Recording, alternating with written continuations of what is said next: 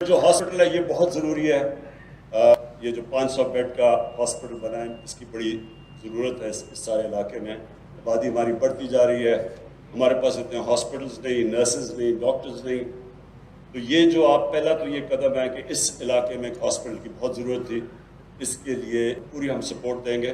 لیکن میں آپ کو یہ بھی بتا دوں کہ جو پاکستان میں جتنے ہاسپٹل کی ضرورت ہے وہ گورنمنٹ نہیں بنا سکتی۔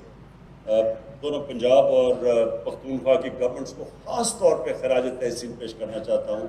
جو ہیلتھ کارڈ لے کے آئے ہیں یہ انشاءاللہ آپ دیکھتے رہے، میں آپ کے سامنے یہ بھی پیشن گوئی کرتا ہوں کہ 5 سال 6 سال میکسیمم 10 سال یہاں کا جو ہیلتھ سسٹم ہوگا، ہمارے سے بڑے امیر ترین ملکوں کا بھی وہ ہیلتھ سسٹم نہیں ہوگا جو پاکستان کا بننے جا رہا ہے۔ فیصلہ ہوا ہے کہ اگلے سال کے اینڈ تک ہر پنجاب کا اور پختونخوا کا خاندان اس کے پاس ہیلتھ انشورنس ہوگی۔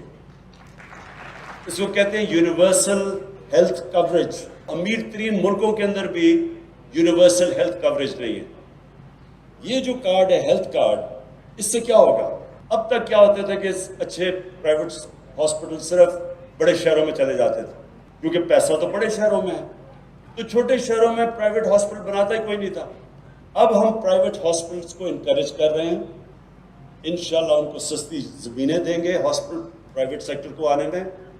ساری ان کی جو اکوپمنٹ پاکستان میں نہیں بنتی، ساری وہ ہم ان کو ڈیوٹی فری اجازت دیں گے باہر سے امپورٹ کرنے کی، اور اس کے بعد ہر گھر کے پاس ایک ہیلتھ کارڈ آ جائے گا گھرانے میں، تو کوئی بھی جا کے اور ہیلتھ کارڈ میں آپ کسی بھی ہسپتال میں جا کے اپنا علاج کروا سکتے ہیں۔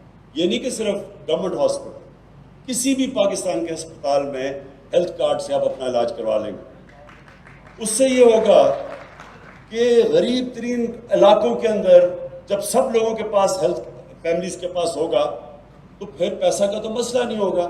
اس سے انشاءاللہ پورا ہم اپنا ایک ہیلتھ سسٹم کھڑا کریں گے پاکستان، جو کہ سارے علاقوں کو کور کرے گا۔